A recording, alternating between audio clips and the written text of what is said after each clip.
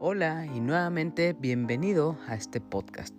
Yo soy Hila y con esto te doy la introducción al episodio 186 de La Opinión de Helado, un podcast sobre cine, series, anime y todo lo relacionado al mundo del entretenimiento, donde para esta ocasión y durante los siguientes minutos te estaré hablando de varios temas nuevamente, como fue la ocasión del lunes pasado, sobre cosas que estuve viendo esta semana, temas de interés, chismes, cosas de videojuegos, cosas de anime, muchas cosas que pasaron esta semana y pues más o bien esto es una actualización de las cosas que vi y prácticamente mi opinión sobre estas cosas.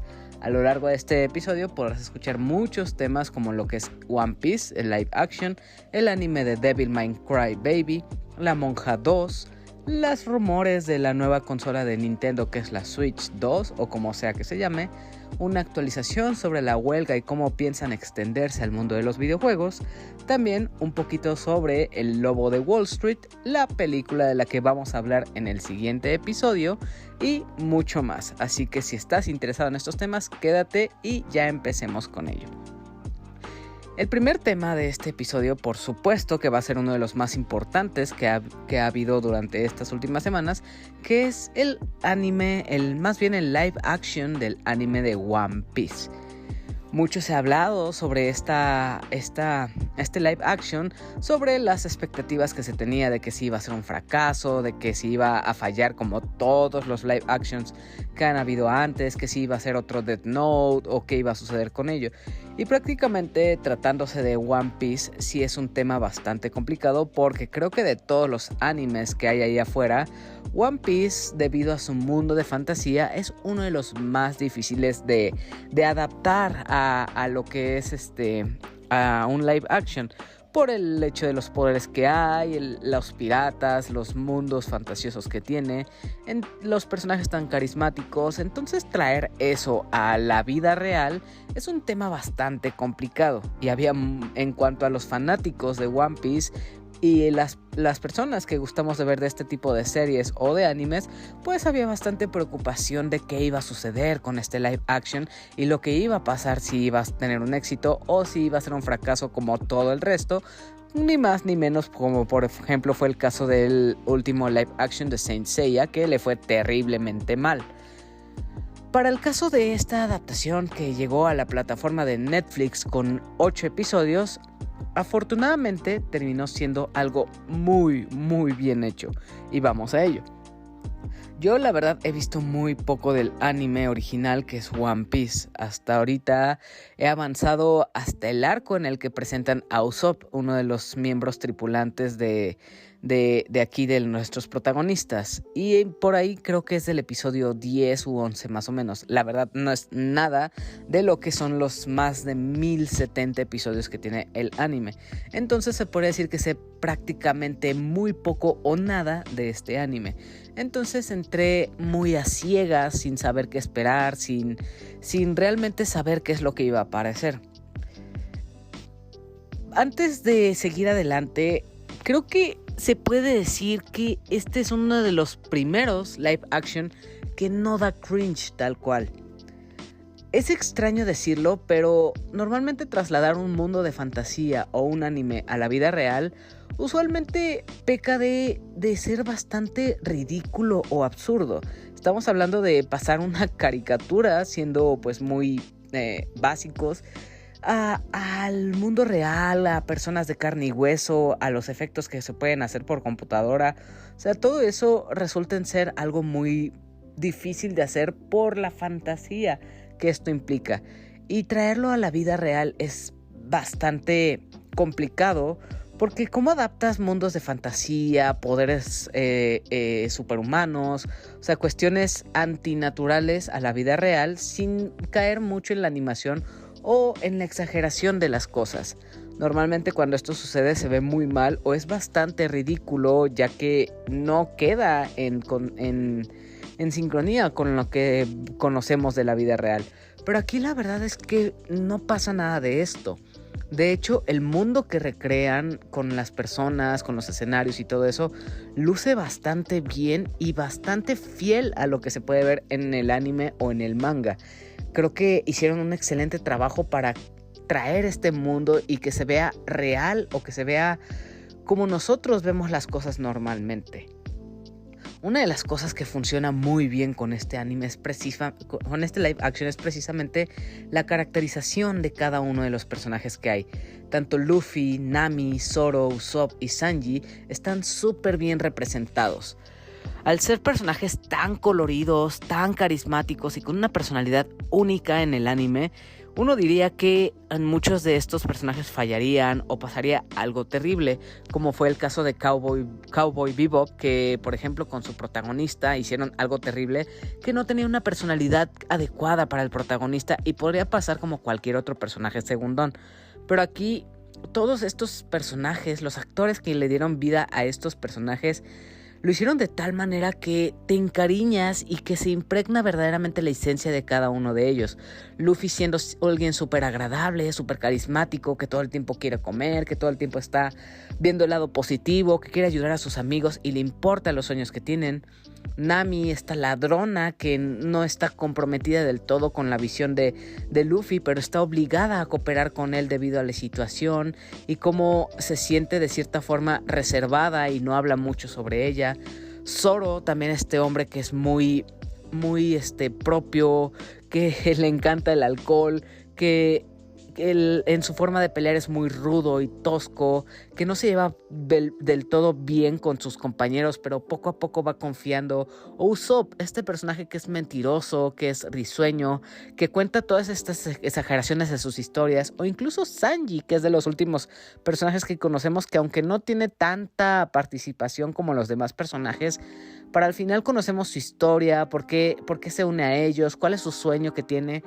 Entonces cada uno de estos personajes tiene su propia vida y su propia esencia y es difícil poder distinguir cuál de estos personajes podría ser tu favorito porque todos ellos terminan gustándote. Es muy carismático el papel de cada uno y aunque hay unos que destacan más sobre otros, por ejemplo Luffy, creo que todos poniéndolos sobre la balanza tienen un peso muy importante y te terminas encariñando con ellos y comprometiendo con el sueño de cada uno.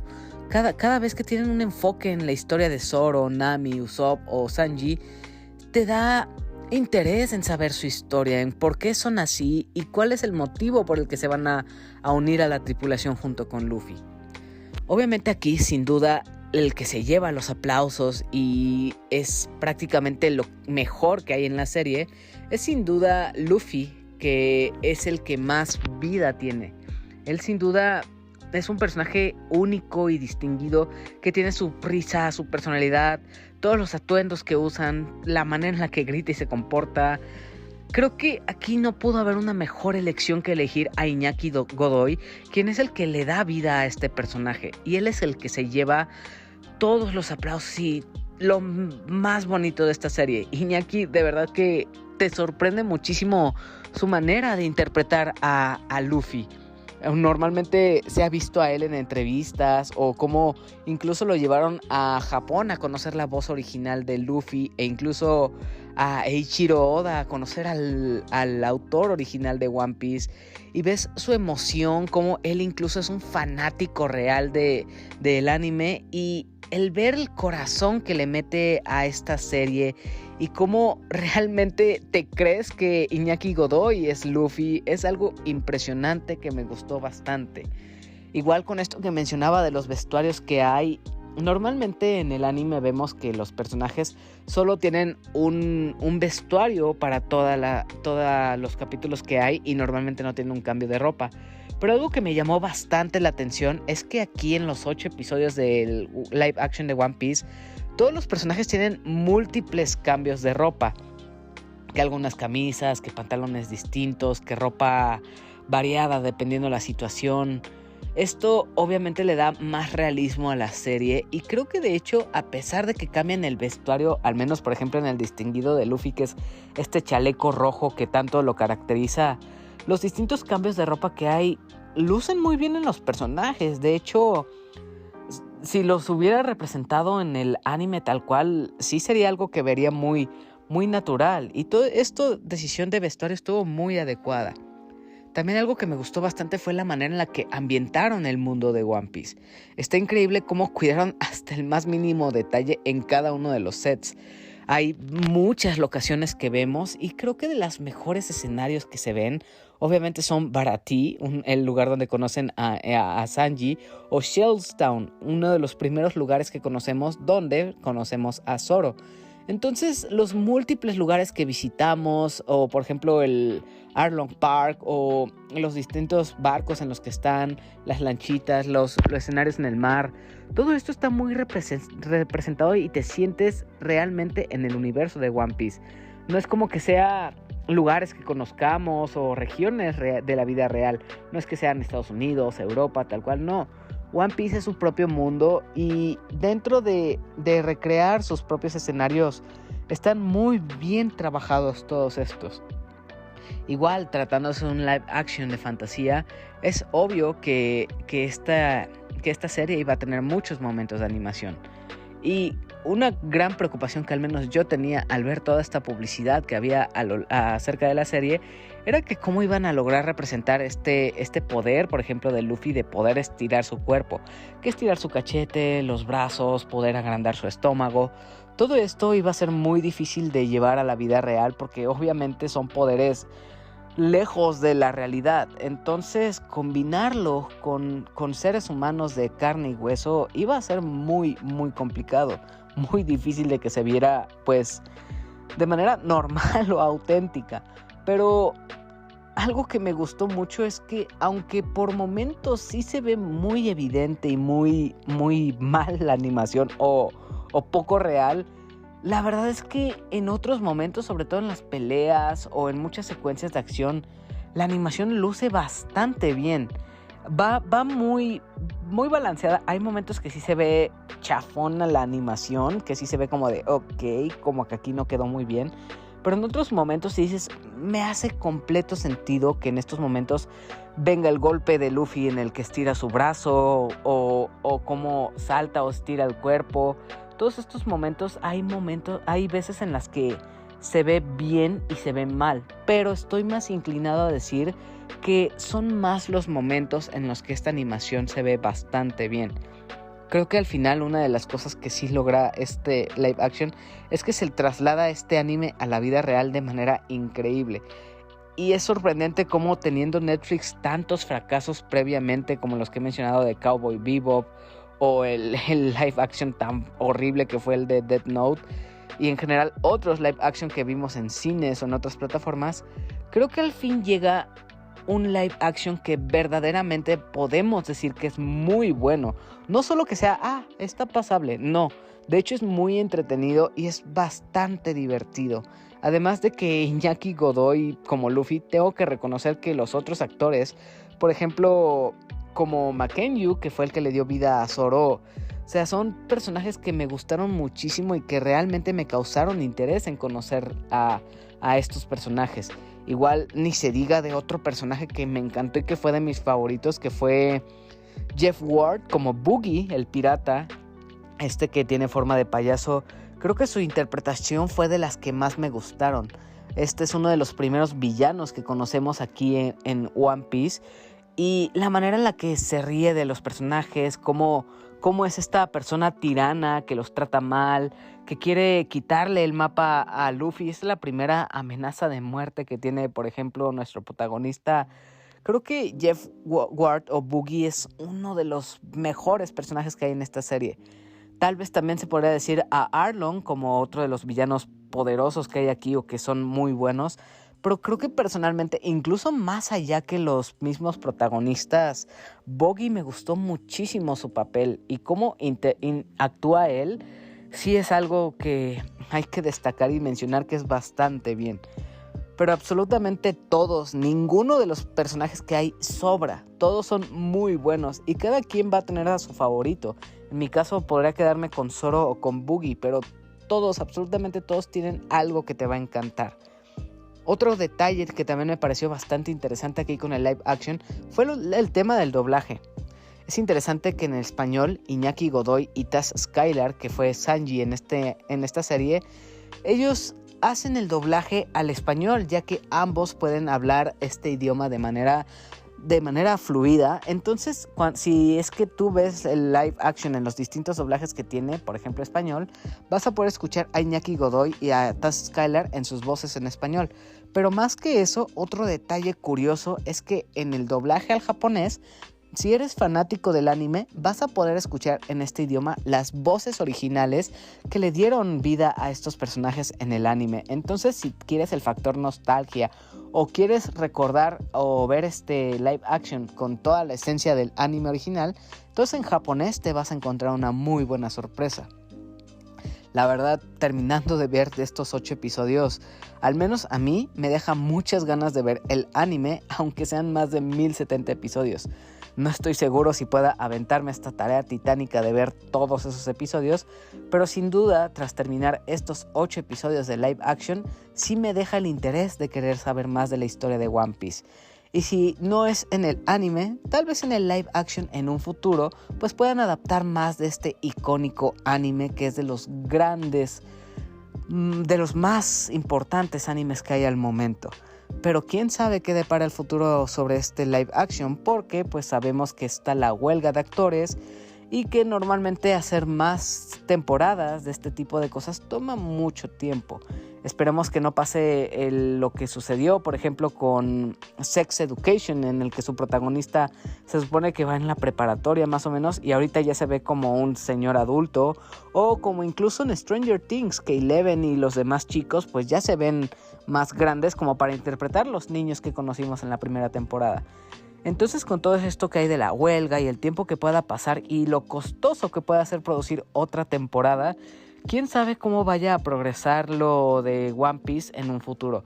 Yo sin duda estaría de acuerdo a ver más sobre este live action, pero estamos hablando de que para abarcar todo lo que lleva del anime tomaría incluso más de 10 temporadas, así más o menos de 8 episodios, y eso hablando de que le metan muchísimo resumen a lo que es el anime.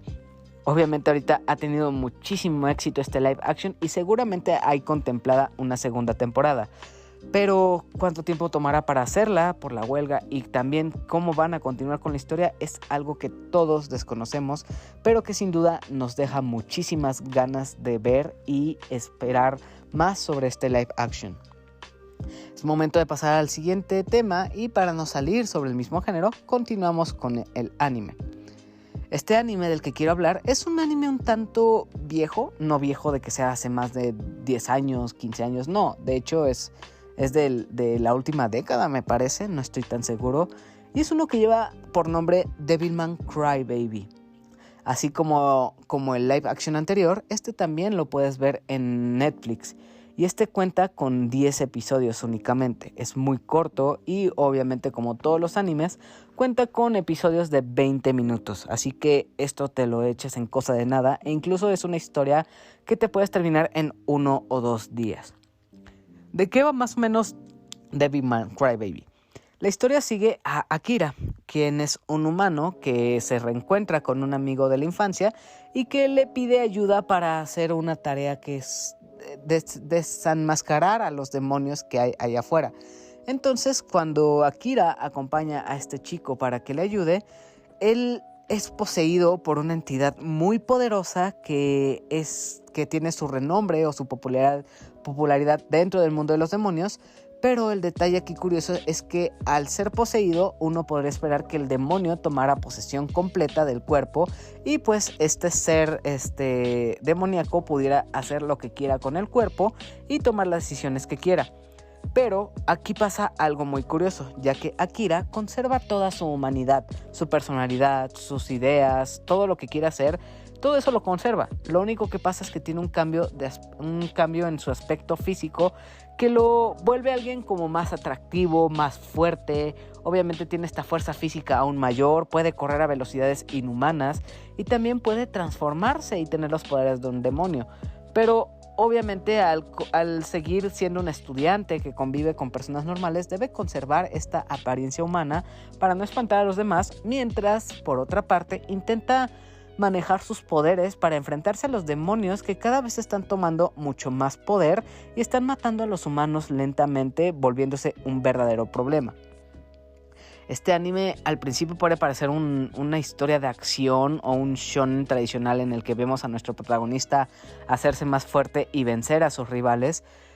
Pero al contrario de esto, es un anime bastante violento, tiene muchas cosas sangrientas, sexuales, no se limita en cuanto a lo que puede enseñarte. Muestra cuerpos desnudos, muestra escenas de sexo, muestra desmembramientos y es una situación bastante cruel en cuanto a lo que podemos ver. Así que si eres menor de edad o eres sensible en cuanto a estas imágenes, es algo que tal vez podría impactarte un poco.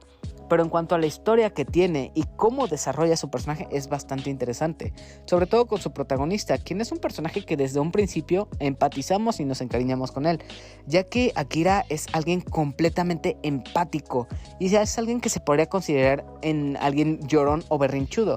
De hecho, precisamente por eso lleva este subtítulo de Cry Baby en su título, Devilman Cry Baby, porque este protagonista es bastante llorón y muchas veces rompe en el llanto. Pero esto no es porque sea débil o porque la situación en la que esté viviendo lo sobrepase. No, para nada. Es un llorón porque se convence o se involucra muchísimo en la situación que están pasando los demás. Akira es alguien que llora por las personas que lo rodean y por el sufrimiento ajeno. Si una amiga suya o si un familiar están pasando por una situación complicada, él va a llorar porque entiende el dolor que alguien más está pasando. No es porque él se sienta mal consigo mismo, sino que el dolor del resto de las personas es lo que lo afecta a él y es por lo que termina llorando. Y no es el único personaje al que vemos cierto interés. Por ejemplo, también está Miki, que es otro coprotagonista aquí en esta historia, o los chicos que normalmente se involucran con la chica y al principio vemos como unos vándalos que están ahí. Todos estos personajes tienen un cierto desarrollo, aunque eso sí, debo advertirte que si le entras a este anime no te encariñes con ninguno de estos personajes, porque es una trama que no tiene piedad con ninguno de ellos. Hay cosas que van a suceder que son impactantes y son muy crueles. No quiero hacer grandes spoilers, pero es una historia que además de tener mucha acción y mucha aventura, es un anime bastante triste. Al principio, durante los primeros 5 episodios, podrás decir, ay, esto es un anime de acción más. Pero ya que pasas del 5.º episodio o conforme vas avanzando en la historia, vas entendiendo que esto es más que eso, que no es una trama tan sencilla y tan simple como parece, sino que sí va a mostrar cosas muy tristes, muy crueles. Y es que sí, al principio puede tomarse como algo sin seriedad o como coherencia, porque inicia de manera muy alocada y tiene mucho humor al principio, pero conforme avanza sí mejora muchísimo en cuanto a su desarrollo y su complejidad. Pero para lo que sucede en los últimos episodios es algo que no vas a esperar. Obviamente va nuevamente la advertencia de que es algo muy alocado y demasiado gráfico en cuanto al gore que puede mostrar y a las escenas sexuales. Y esto es prácticamente el descenso a la locura y la liberación del caos y la destrucción. Inicia de manera muy normal, conflictos locales y todo eso, pero vemos cómo se va convirtiendo en algo de talla global y que va afectando a todo el mundo. Entonces sí es algo que mejora muchísimo después de los primeros episodios. Y es que sí tengo que hacer mención especial a los 3 últimos episodios. Estos son extremadamente brutales y pueden dejar una herida emocional. Yo no me lo esperaba para nada y fue algo que terminó impactándome. Realmente es un final que no te esperas y no es el típico final donde el bien termina ganando. Ahí va esa advertencia y espero que puedas verlo y me puedas contar qué te ha parecido. Continuemos con los temas de este episodio y ahora es momento de hablar un poquito de la huelga. Ya en su momento anteriormente hablé en un episodio de Hablemos en Corto sobre la huelga de actores y las implicaciones que podría tener. Hasta la fecha no tenemos ninguna solución a la situación y es algo que sí se está complicando poco a poco, porque no parece que no va a haber una solución cercana en cuanto a las productoras que no quieren pagar a los actores y todo. Esto fue algo que ya expliqué, no quiero volver a mencionar todo esto para no alargarme más. Pero la situación con esta huelga de actores y escritores es que ahora quieren llevarlo al tema de los videojuegos. Uno podría decir, ¿por qué los videojuegos tendrían que verse afectados por la situación de los actores y escritores si realmente son dos rubros completamente distintos, tanto el cine como los videojuegos? Y sí, podría decirse que son dos temas completamente distintos, pero eso no significa que, por ejemplo, actores y escritores puedan trabajar en sindicatos de los videojuegos, ya que, por ejemplo, para muchos videojuegos, por ejemplo, God of War o se me fue el nombre de otros juegos. ¿Cómo se llamaba de Horizon Forbidden West, o otros juegos de este tipo, o Senua Saga incluso? Todos esos juegos utilizan algo que es motion capture. Motion capture es cuando un actor va a los sets donde graban o donde están trabajando en los videojuegos, les ponen un traje especial y empiezan a grabar su movimiento. Cómo mueve la boca, cómo gira los ojos, su manera de mover la cabeza, de mover los brazos, el caminar, el correr. Todo esto lleva un motion capture y esto no se puede renderizar solamente a través de la animación. Hay videojuegos que sí lo hacen pues píxel por píxel o con una animación bastante pues laboriosa. Pero para otros juegos más complejos o de mayor pues nivel adquisitivo que son considerados AAA, como los que mencioné que son Horizon o incluso God of War, pues sí necesitan de un actor que esté ahí para prestar su cara, su voz y su cuerpo para darle vida a los personajes, ya que esto facilita mucho el movimiento de los personajes y le da mucho más realismo en los videojuegos. También ni se diga que muchos otros videojuegos, a pesar de que no usen motion capture, muchos de estos tienen diálogos hablados y para esto hay actores que van y prestan su voz. A veces son actores secundarios que no son muy conocidos en el mundo del cine, pero otras veces sí encontramos a celebridades muy importantes que obviamente el hecho de que presten su voz para los videojuegos pues llama mucho a que otras personas quieran saber más de ese trabajo. Entonces, al no tener esta huelga una solución, se está llamando a que también se extienda la huelga a que los actores de motion capture y doblaje empiecen también a exigir un mejor salario en cuanto a lo que tienen, a lo que merecen. Por ejemplo, ya se vio antes previamente como la actriz de voz de Bayonetta demandó a la empresa para la que trabajaba para que le pagara mejor, ya que dentro de sus anteriores trabajos que tuvo en Bayonetta 1 y 2 ganó muy poquito y se estuvo quejando del trabajo que le dieron y lo que pagaron a ella debido a la cantidad que vendió el juego, y no fue algo justo para ella, y se hizo todo un tema muy grande en cuanto a la nueva actriz que le dio voz a Bayonetta y todo lo que sucedió de cuánto les pagaron. Entonces este es un ejemplo de por qué también se debe afectar a la industria de los videojuegos y también porque se está solicitando que se extienda a esta franquicia, a todo a este mundo de los juegos. Obviamente esto hasta ahorita no se ha confirmado todavía. Hasta ahorita está la petición de la SAG-AFTRA, que es el sindicato de actores y escritores, y hasta ahorita no se ha confirmado de si sí van a participar los actores de doblaje o de motion capture. Pero si es que esto pasa nuevamente, ahora también va a afectar a la industria de los videojuegos. Se puede haber retrasos de juegos, pero no algo tan grave como en el cine. Una cosa muy particular en los videojuegos que diferencian a estos del cine es que, por ejemplo, ahorita estamos en el 2023. Actualmente ya sabemos que en el cine se va a trabajar sobre películas de Marvel, de DC o de otros proyectos, en películas que incluso ya se anunciaron que van a llegar en 2026, 2025 o 2024. Ya hay un calendario, ya se avisó de todo esto. Contrario a los videojuegos, aquí más bien nosotros como audiencia o como jugadores, cuando un juego va a salir, nos enteramos meses antes de su salida o incluso un año antes. Pero hay mucha diferencia en la manera en la que se maneja la publicidad en cuanto a esto. Con el cine sabemos muchísimo tiempo antes, y de hecho a las películas les conviene avisar lo antes posible que se está trabajando en su guión, que ya se está filmando y todo eso, para que se vaya generando este hype sobre la película. En los videojuegos es distinto, porque si se filtra parte de su gameplay o de lo que están haciendo, número uno, se puede prestar a robo del contenido que están creando, y número dos, al ser un videojuego pues animado que necesita reestructuración en el guión, en su gameplay y todo eso, es algo que necesita trabajarse constantemente.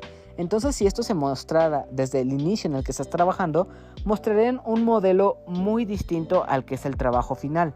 Entonces, si efectivamente se extiende la huelga al tema de los videojuegos, para nosotros va a ser un tanto difícil enterarnos si realmente ese videojuego fue retrasado por la cuestión de la huelga o fue por aspectos de que no se ha trabajado suficiente en el juego y necesita hacer ese retraso.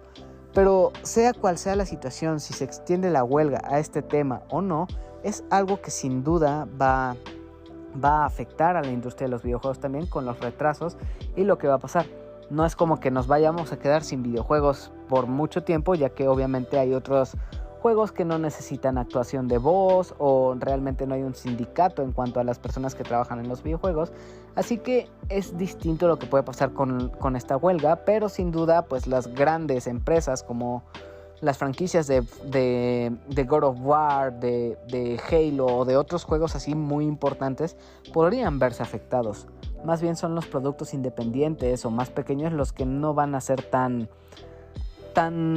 afectados por esta situación. Y para seguir sobre la misma línea de videojuegos, ya que estamos hablando de esto, es momento de pasar a un tema bastante emocionante y que a mí me pareció bastante interesante. Ya desde el año 2020 o incluso antes se ha hablado de la posible sucesora de la Nintendo Switch. Obviamente muchos de los rumores de los creadores de contenido que están diciendo ya va a llegar la Switch 2. ¿Cuándo? No sé, pero ya va a llegar. Y háganme caso porque cuando llegue van a decir que yo tenía razón. Y esto es algo que llevan diciendo desde hace mucho tiempo.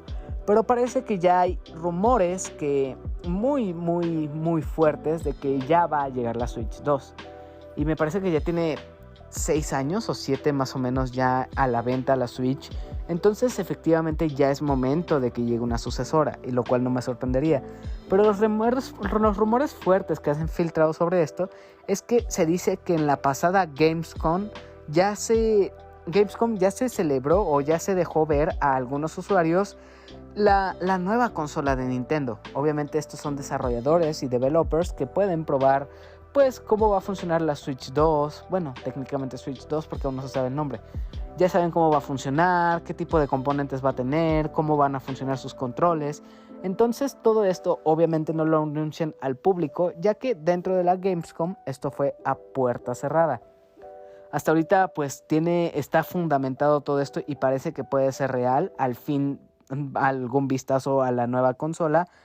Pero hasta ahorita todo es un muy grande misterio. No sabemos cómo va a lucir la consola, qué capacidad va a tener. O sea, todo lo que sabemos es a base de rumores. Y lo que se ha dicho es que su capacidad va a ser similar a la de Play 4 o Xbox One, que va a tener como gráficos similares, un procesador parecido.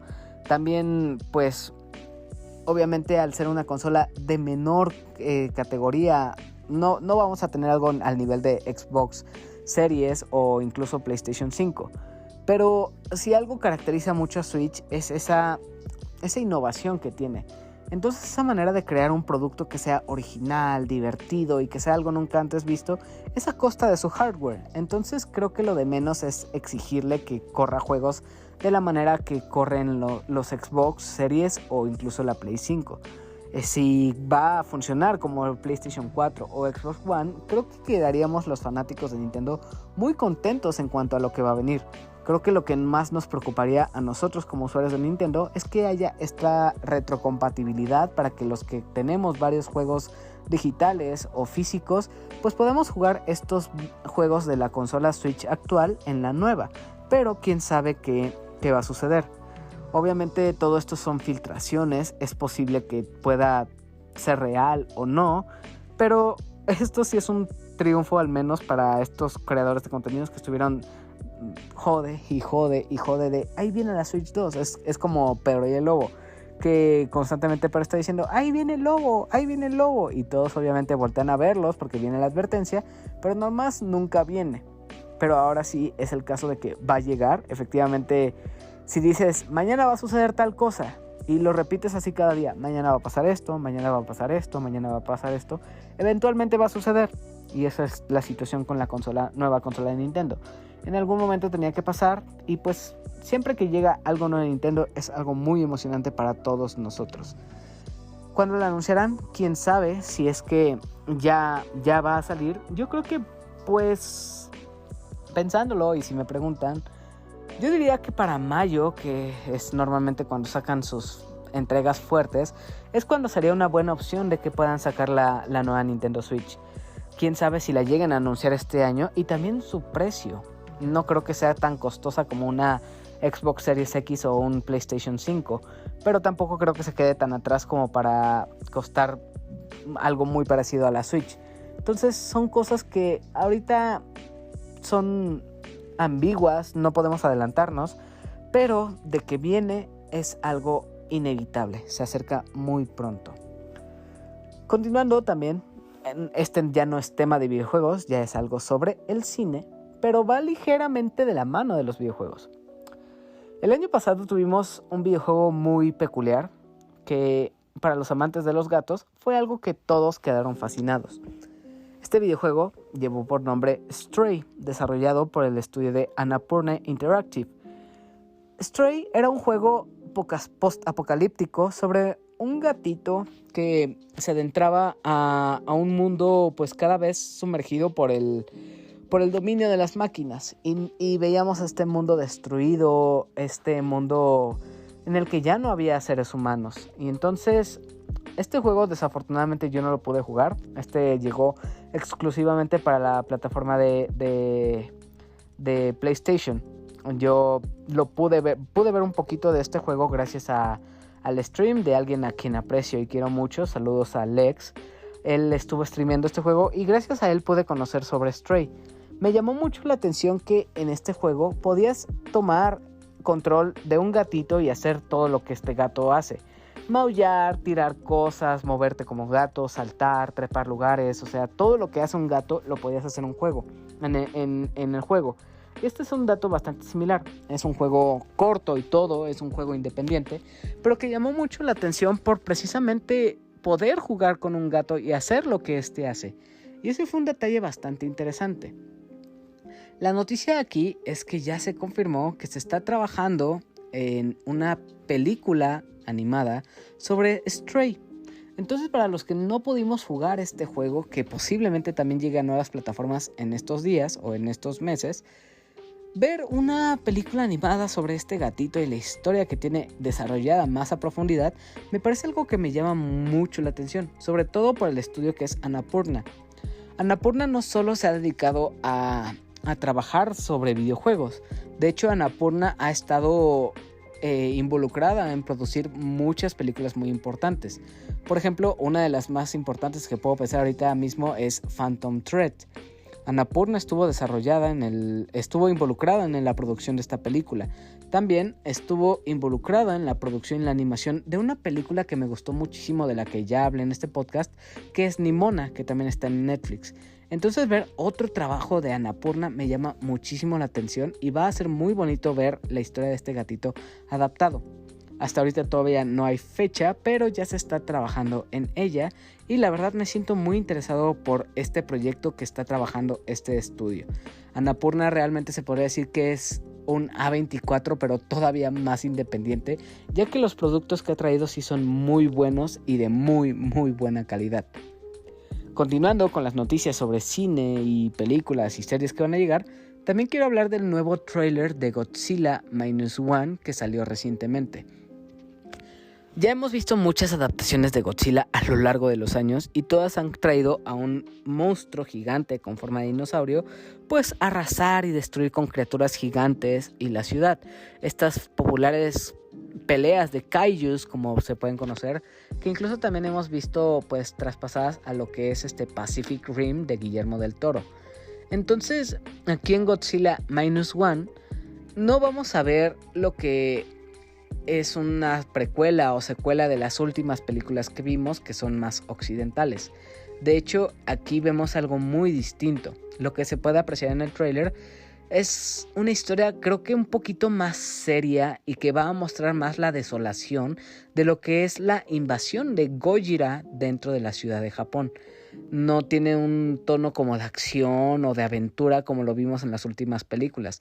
De hecho, el paso que tiene Godzilla a lo largo de la ciudad y la reacción de las personas sí es una situación que vemos que está atemorizante para ellos. Y realmente con el avance que tuvimos de este tráiler no creo que sea de acción como las occidentales que llegaron. Igual el hecho de que eso no es una precuela o secuela y que sea más bien un reboot para esta enorme franquicia es algo muy padre y que va a ser muy interesante de ver. Hasta ahorita para esta sí tenemos fecha. Me parece que en todo el mundo, o al menos en Estados Unidos, Japón y todo esto, va a llegar en diciembre. Y lo que sabemos hasta ahorita con el trailer es que esta parece estar ambientada a final de los años 40 por la ambientación que hay. Y la aparición de Godzilla en esta época en la que no hay tanta tecnología, no hay jets, no hay esta tecnología para poder derrotar a Godzilla, hace que esta propuesta sea todavía más interesante. Y con los efectos que se pueden mostrar en el trailer, se ve muy padre cómo va a estar toda esta situación. Entonces Godzilla Minus One sin duda es una de las cosas que podría ser de las más esperadas, al menos para esta última mitad del año, y que sin duda estaremos hablando de esta película en cuanto llegue. Ahora ya toca hablar de las cosas que pude ver esta semana. Y dentro de esas vi varias. Solo voy a hablar de 3 de ellas. Una la vi en plataformas y las otras 2 en cine. Y son las que creo que vale la pena hablar. La primera de la que quiero hablar, para ahorrártela y que no vayas a verla, es La Monja 2. La Monja 2 es una secuela directa de La Monja 1 y se puede decir que son una precuela del Conjuro. Creo que el detalle aquí por la que considero que no es una buena película es porque aquí ya James Wan no está involucrado del todo en el proyecto. Sabemos que las primeras películas del Conjuro, que fueron un éxito en taquilla y que realmente fueron muy buenas en cuanto al planteamiento del terror que trajeron, fue gracias a la visión de este director que es James Wan y que de hecho ha trabajado con DC y otras producciones que han triunfado bastante. Pero cuando se trata de traer sus spin-offs como son Annabelle o en este caso el de La Monja, que son trabajos encargados a otros directores, creo que no funciona del todo bien. La primera película de La Monja sí la llegué a ver y esta fue un bodrio total, fue una cosa horrible y muy aburrida. La Monja 2 no es la excepción, pero a pesar de que también sea aburrida y todo, puedo decir que es un poquito mejor a la primera película.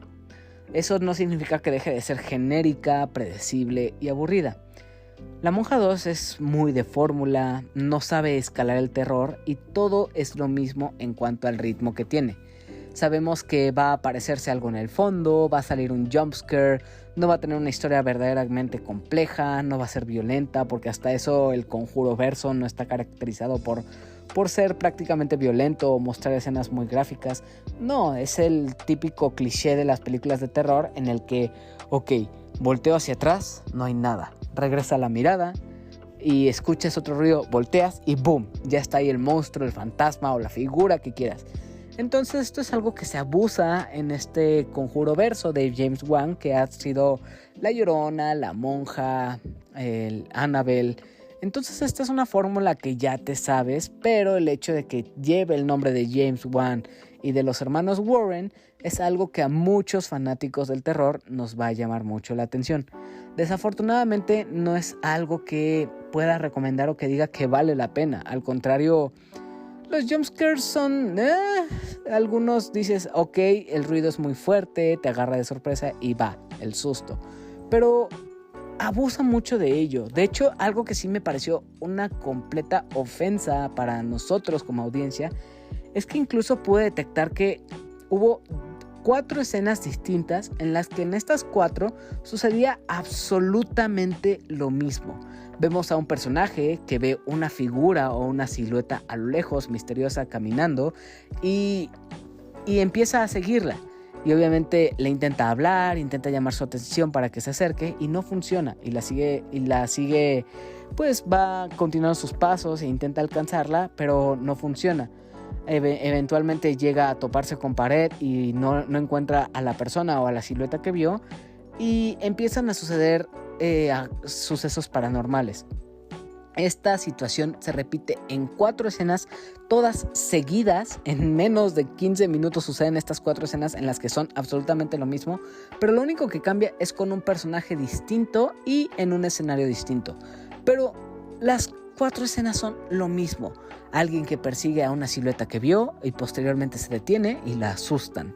Y esto sucede en toda la película. No tiene gran variedad en cuanto a lo que quiere presentar. No tiene ni siquiera una historia que sea interesante, que tenga desarrollo. No, para nada. Simplemente es un reciclaje de todo lo que hemos visto en todas las películas de este universo. Y eso es algo que la vuelve tediosa. Los jumpscares también son algo que obviamente van a estar ahí y que van a intentar asustarte en la menor provocación. Pero es algo que ya sabemos que va a venir. Y eso hace que La Monja 2 sea una película mediocre, aburrida e incluso descartable. No recomiendo para nada que la vean en cines, y si pueden, por favor, véanla en plataformas. No gasten para esta película porque no lo vale la pena.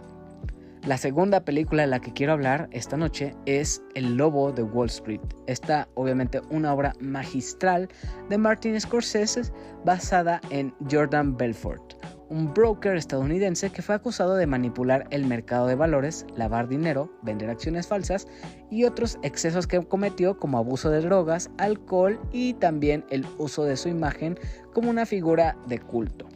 Esta película la puedes encontrar en Prime Video o incluso en HBO Max y tiene una duración de 3 horas. Muchos seguramente ya vieron El Lobo de Wall Street, pero de vez en cuando está bien ver este tipo de películas por recordar lo buenas que son.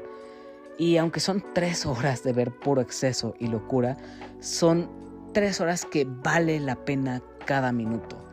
Vemos a Jordan Belfort interpretado por Leonardo DiCaprio y está interpretado de manera increíble. Vemos a este protagonista que vemos su ascenso desde la nada a llegar a una persona a la cual le rinden culto y es admirada por todas las personas. Además de Leonardo DiCaprio, vemos otras interpretaciones muy buenas como Jonah Hill, Leonardo DiCaprio, Margot Robbie, que fue su debut al parecer en esta película.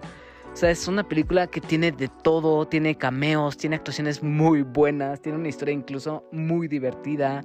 Pero algo que me llama mucho la atención sobre El Lobo de Wall Street es que muchas personas que estudian mercadotecnia, publicidad y este tipo de los personas emprendedoras y que quieren ganar todo el dinero del mundo y que son visionarios, toman el ejemplo de Jordan Belfort como si fuera un ídolo al que deben seguir.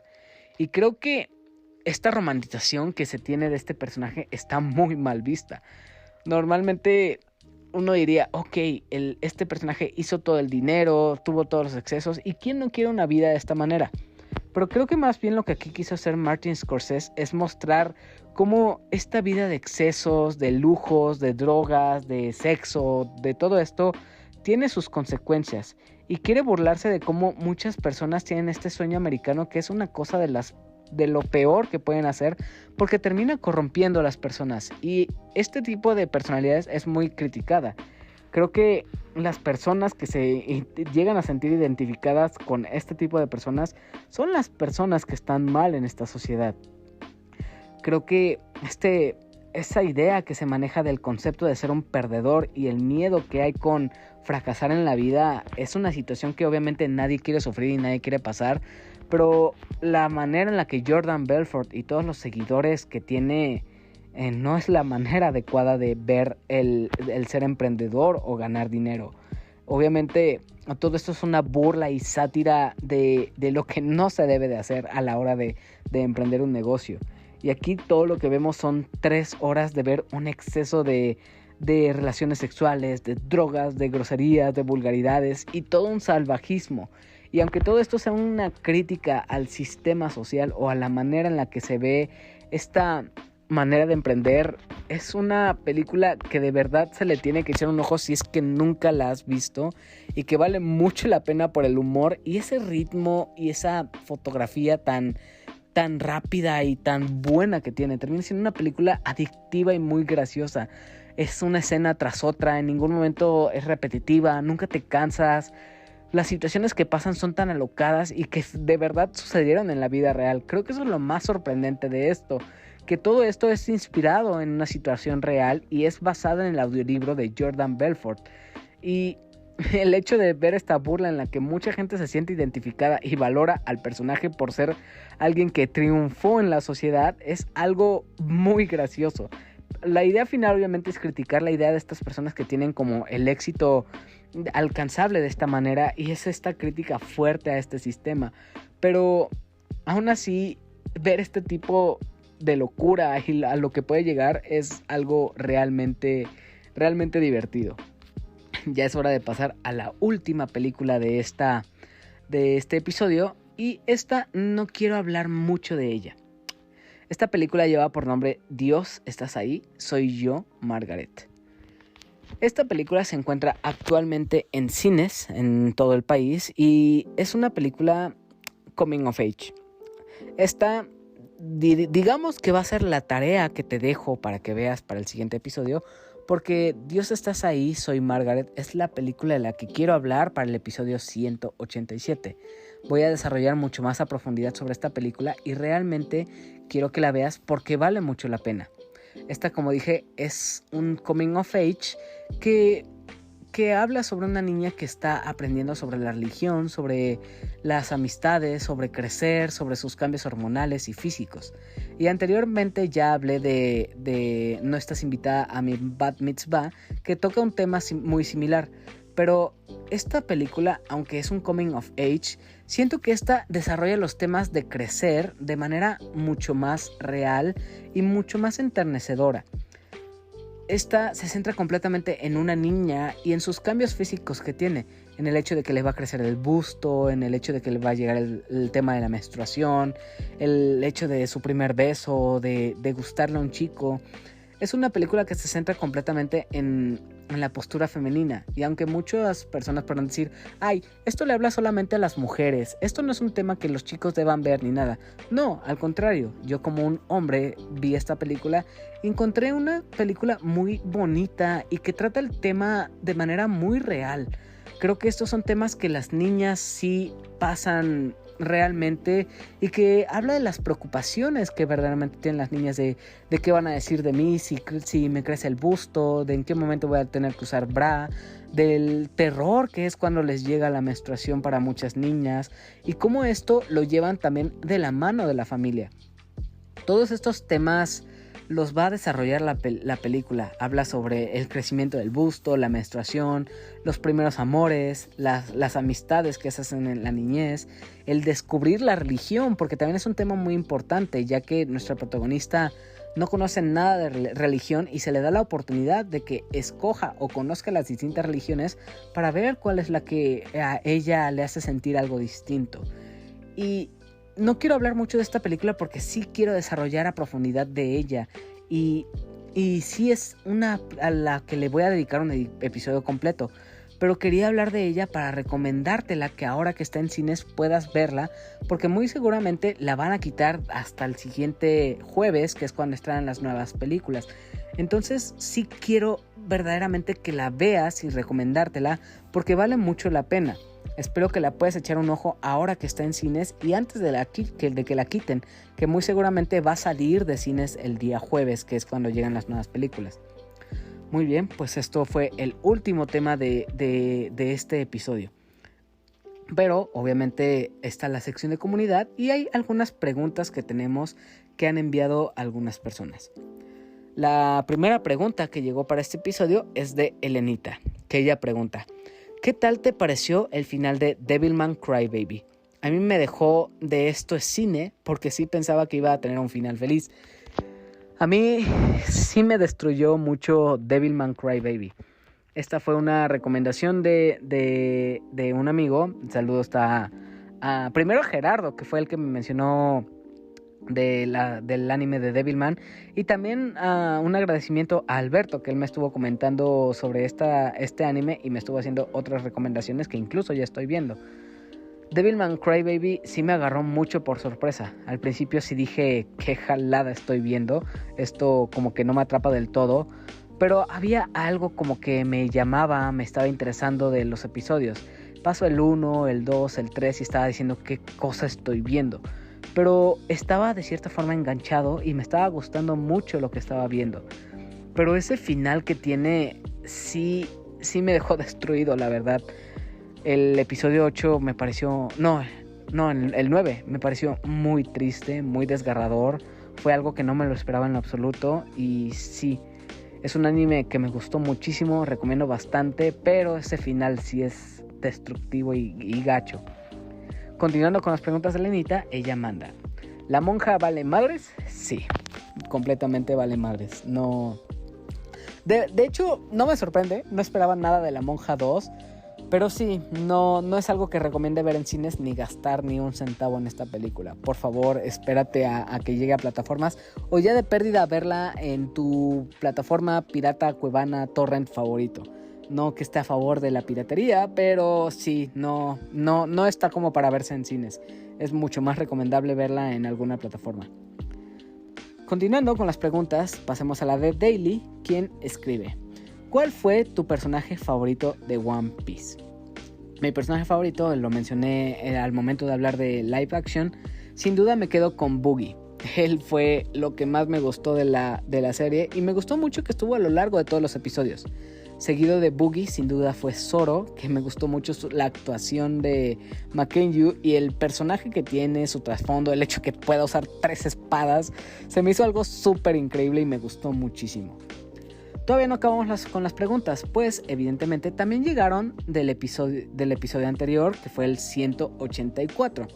Y este mensaje que llegó fue de Manu, que llegó por YouTube, y él escribe: muy bonito formato nuevo, así variadito, es muy entretenido, pero también me gustan mucho los episodios donde te enfocas en una sola cosa.